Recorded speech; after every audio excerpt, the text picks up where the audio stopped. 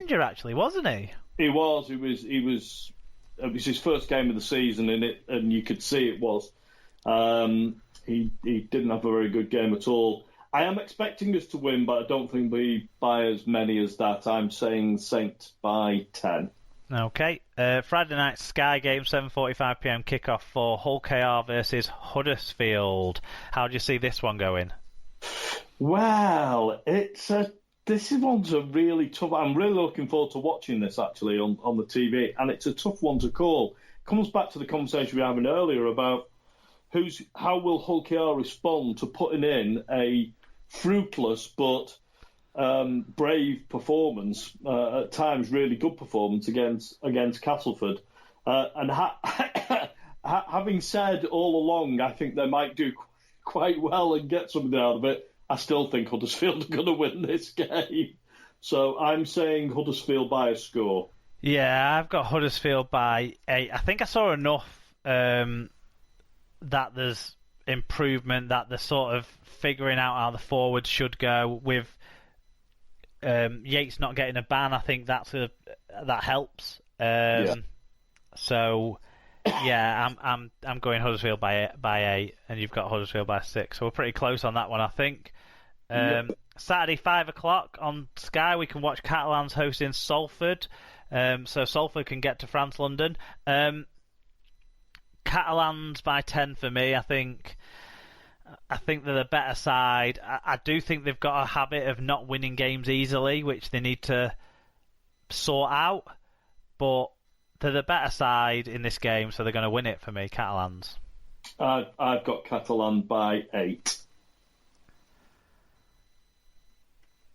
So fairly similar again. That means so far 5 games, 5 similar predictions from me and you. It's a bit worrying, isn't it, when it seems so so obvious. Sunday 3 p.m. the final game to talk about. Again, season ticket holders, you'll be watching this on your R-League apps.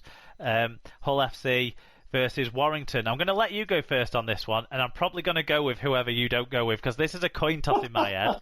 I'm not sure on this game. Neither am I. I think I might buy this game. I don't think we can. Can you not? I don't think we can buy Super League games, no. That's ridiculous, isn't it? Yeah, we had this conversation, didn't we, a few weeks ago? Yeah. Sorry. Anyway, so I would, if it was possible. Oh no, it's not to stop us having the conversation again, David. As you know, if it was possible, for 7 years now, we've been having the same conversation every week.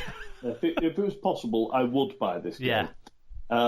And I said in a tweet the other day that I think the most impressive team so far this year has been Hull.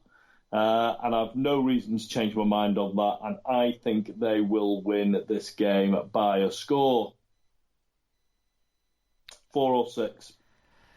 Okay, well, I'm going to go with Warrington then. And I think Warrington will win by less than 6 points. So let's go Warrington by 2. You don't really believe that, do you, Mark? Do you know what? I do. Do you really? Yeah, I do. I do. I think they'll bring Widdott back in, won't they? They had a couple of players rested last week. They'll bring, I guess, Jack Hughes back in. I don't think he's injured.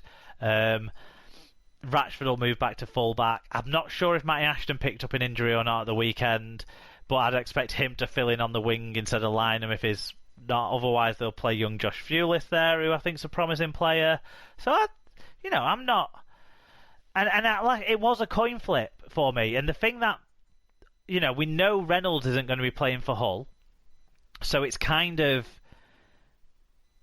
close down Connor and keep your eye on the 2 centres, and you should be able to stymie Hull's attack a bit. I think with Connor and Reynolds, it's 2 players pivoting around Sneed that you've got to watch out for. And I assume Sneed's dead leg will be fine for next week. If he were playing a Super League club on Saturday night, he would have played, I'm sure. So I think it's going to be close, and so I'm happy to go with Warrington. Very good.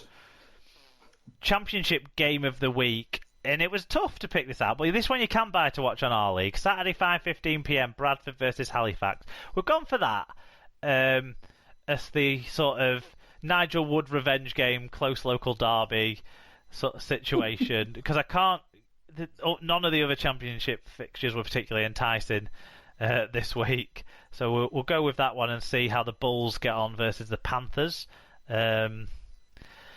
And then Women's Super League, I forgot to drop this into the rundown before I sent it over to you, David, but of course that starts this weekend.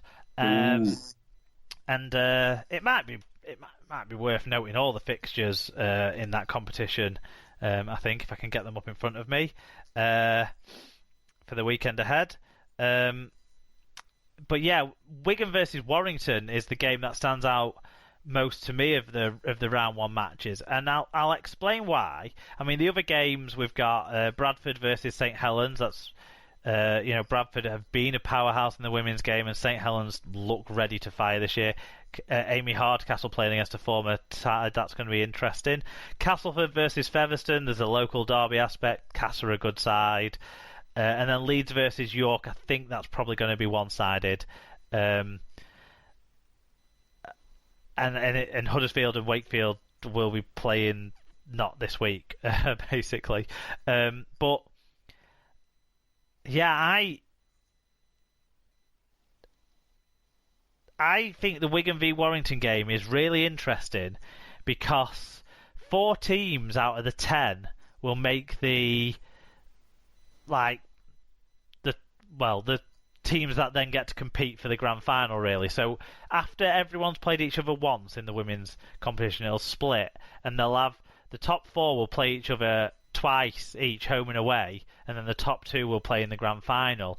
Now, Warrington are new to Super League, but have got some good players. A couple of former Wigan players, some other good players that I think are going to be, they put a lot into it as well. Warrington did. Last year would have been better when they would have had Roxy Mura, who would have been an even bigger potential weapon for them. But obviously the Macillas have gone back to New Zealand. Wigan have had that great year in 2018, but were not as competitive in 2019. And it'll be interesting to see what that squad's been able to do, even though they've not been together very much, obviously, because of COVID and stuff. And I actually think the winner of this game will be the 4th side, with St Helens, Castleford and Leeds in that top 4. Right. And that's why I think it's interesting. And I hope it's Wigan. Should be good. I'm looking forward to... I don't know whether we'll be able to catch some highlights online of these, but I'm looking forward to doing so if we can. Yeah, well, there's going to be games broadcast on Twitch from the Women's Super League, but I'm not sure which games. I've not seen anything showing which games, and to be honest, I don't have Twitch. I don't really. I'm going to have to figure out getting Twitch, I think. But yeah, that's the women's game of the week for this week, round 1 of the Women's Super League. NRL Brit picks. Broncos will be getting battered by the Panthers on Thursday at 10:50. See if Herbie's fit again for that one. Knights versus Sharks, you never know. Dom Young might play. Friday 9 a.m. Rabbitohs versus the West Tigers. Tom Burgess, let's see if his strong start continues. Saturday at 8:30 a.m. Can the Raiders bounce back? With our 4 English boys, or will the Eels be the team to bounce back in a decent contest Saturday at 10:35 a.m. And then 2 spoon contenders, Cowboys and Bulldogs, but let's see if Thompson can get the Bulldogs to beat the Cowboys Sunday 7:05 a.m. Make sure you get all your fan views in on all those games over the next week, and any other games you see as well, of course, from the Championship, from the Women's Super League, from the sport beyond the elite divisions as well. So do get your fan views in. Okay, I've got a Twitter-based quiz that we're going to do in the wrap-up now, David, so we'll move.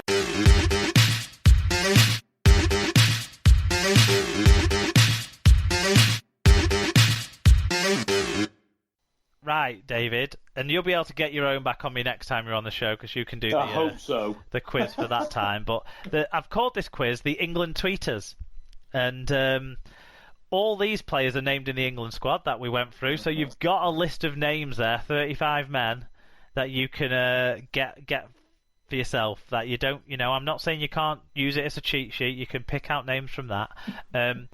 What I'm going to do is give you a recent tweet from 3 different players, and I'll give you a few other details as well.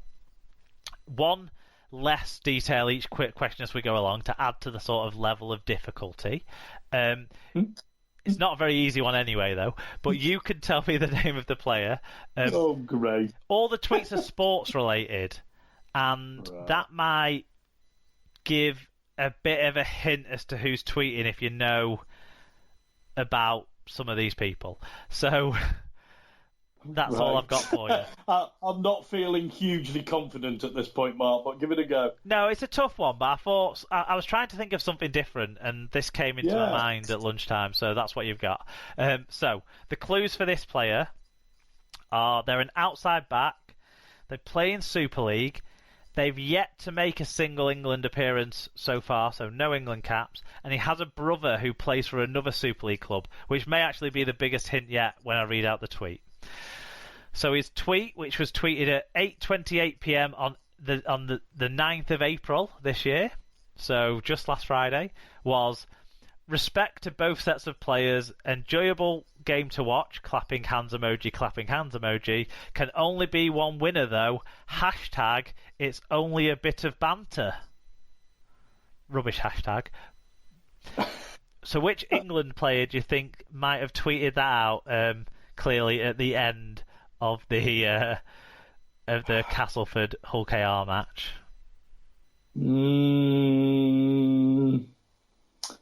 I have no idea. So the big hint is that he's got a brother who plays for another Super League club, and maybe he plays for one of these clubs, and maybe it's the one that won. Yeah. Oh dear.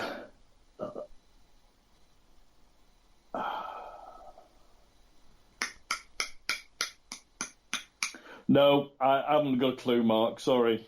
It's Josh Griffin. Oh, yes, of course. Of course. I'm sure a few people will have got that when they looked back over the list of names. With a strong hint of of who his brother is. The second one, also a Super League. Now it's getting hard, is it? Yeah. Okay.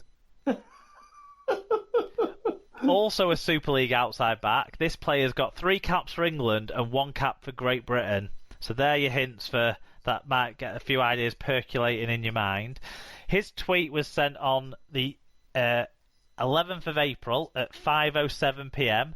So that gives you a hint that he was watching the Man United Tottenham game, and he might be a Man United fan. You might take from what he says, because his tweet was, "Football is ruined. That is shocking. Can't spake." Can't spake. Outside back. How many caps did you say? 3 caps for England and 1 for Great Britain. 3 for England and 1 for Great Britain.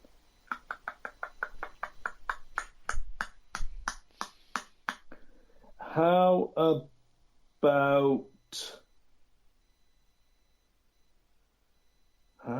about Sarge? No, it's Oliver Gildart. Oliver Gildart. Yep. His 1 cap for Britain ended with that unfortunate shoulder injury when he was actually going quite well, I thought. But anyway. Finally, let's call this player a utility back. He plays in Super League now, but has played in the NRL. And he tweeted on April the 10th, so on Saturday at 5:30 p.m. So you'll know what sporting event he was tweeting about, I'm sure. He said, "Wow, I didn't win, but you can't argue with Rachel Blackmore, clapping hands emoji. Amazing few weeks for her, exclamation mark." Watching the National. Yeah, who do you think might have had a punt on the National out of that England squad?